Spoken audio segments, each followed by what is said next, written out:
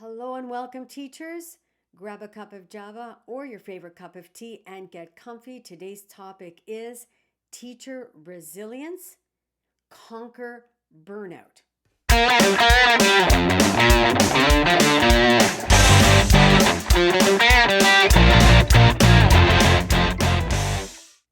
As educators, we face the challenge of feeling overwhelmed and burnt out due to the demands of our profession.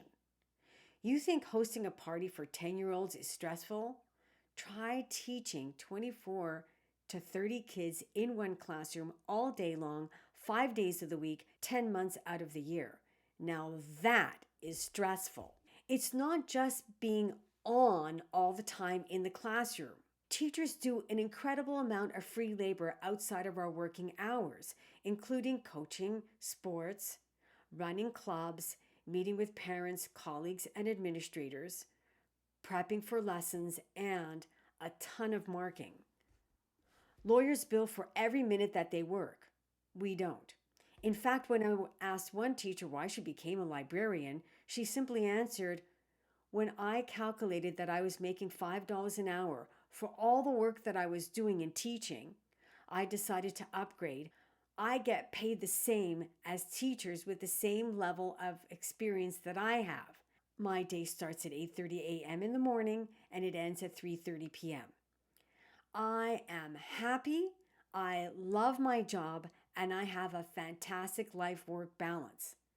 I also have time and energy to spend with my own family, which is very important to me." I was spending every evening, weekend, and holiday trying to catch up on that never-ending list of things to do. Although I'm not paid to work in July and August, you'd see me going to work the first 2 weeks of July and returning to work the last 2 weeks of August to prepare for the new school year. While my friends were out enjoying social activities after work and on weekends, you'd see me marking and writing report cards, and it's one of the reasons that I believe that I was single most of my life. Each year, I found myself burning out 1 month earlier than the year before. To manage our well-being, teachers take sick days, they take a leave of absence, and some teachers quit their job. We have a global shortage of teachers because the system is set up to fail. Between our working conditions and our salaries, it just doesn't work. We teach in old and unheated moldy buildings with asbestos and then experience violence and are injured sometimes by our students.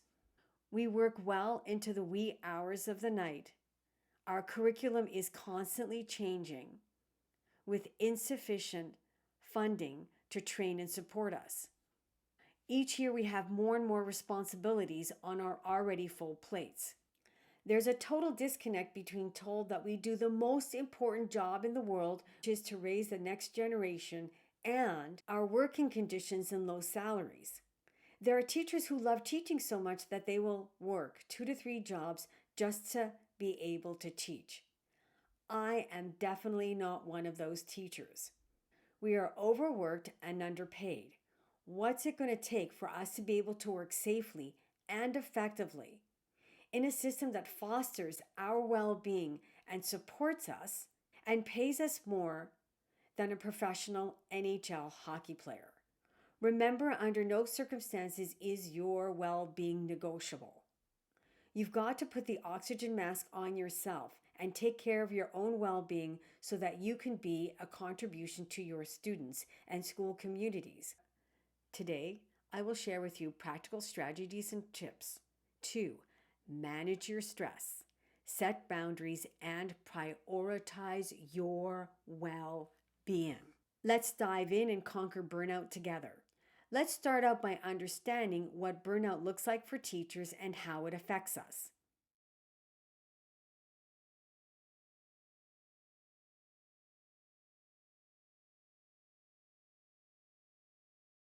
Teacher burnout is a state of emotional, physical, and mental exhaustion caused by excessive stress, workload, and responsibilities in the classroom. It can lead to feelings of fatigue, cynicism, and a reduced sense of accomplishment. Recognizing the signs of burnout is crucial for taking proactive steps to prevent it.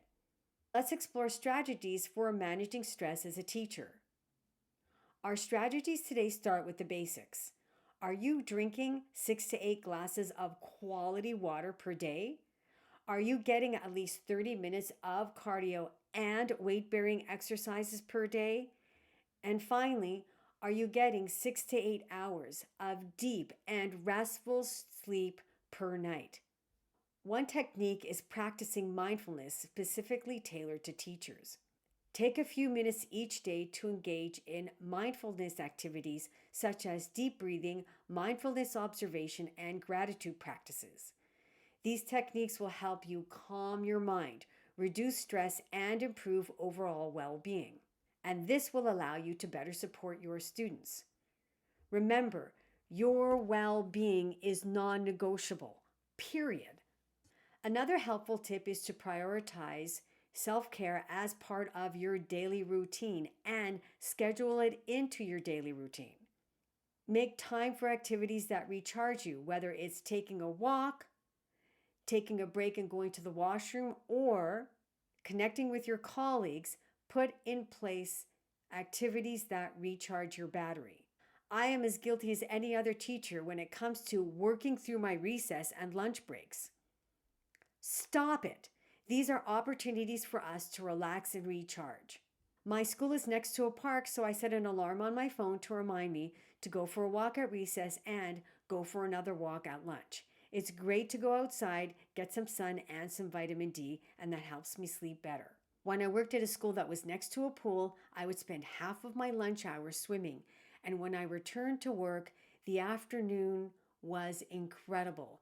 I was calm, cool, and super effective as a teacher.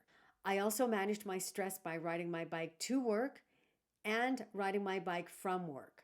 When I ride my bike to work, I arrive happy and filled with happy endorphins. And on my way home, I get to ride out all my frustrations of the day so that I can be available to my family. Remember, taking care of yourself is essential for being the best version of you for your students. Now let's talk about setting boundaries within the classroom to prevent burnout. Boundaries are essential for maintaining a healthy dynamic between you and your students and maintaining a great life-work balance. Clearly communicate expectation, classroom rules, and your availability, your hours of availability with your colleagues, your students, and the parents. Let's learn to say no to additional tasks and commitments that exceed our capacity or compromise our well-being in any way. Let's practice. Do you want to coach basketball this year? No, and thank you. Would you like to supervise at the school dance tonight? No, and thank you. Repeat after me. No, no, no. Additionally, establish routines within your teaching practice that promote balance and organization. Create structured lesson plan, time management strategies, and prioritize tasks based on importance and student needs. By setting boundaries and staying organized, you can reduce stress and improve productivity. Finally, let's discuss prioritization techniques for teachers to manage their workload effectively. Start by identifying your most critical teaching objectives and your student needs. Use tools like lesson plan templates, grading rubrics, and digital resources to streamline your workload and stay organized. Delegate tasks when possible and collaborate with your colleagues to share responsibilities and resources. Focus on what matters most when it comes to student outcomes and engagement. Don't be afraid to seek out support from colleagues, mentors, and professional development opportunities when needed. By implementing strategies for stress management, boundary setting, and prioritization tailored for teachers, you can rise above burnout and thrive in your teaching career. Remember to prioritize self-care, maintain healthy boundaries, and stay organized to create a fulfilling and sustainable teaching practice. And remember, if you would like any additional support, consider reaching out to me at Phoenix Inspired Coaching. Thank you for watching, and here's to a happier and healthier teaching experience for you and your students.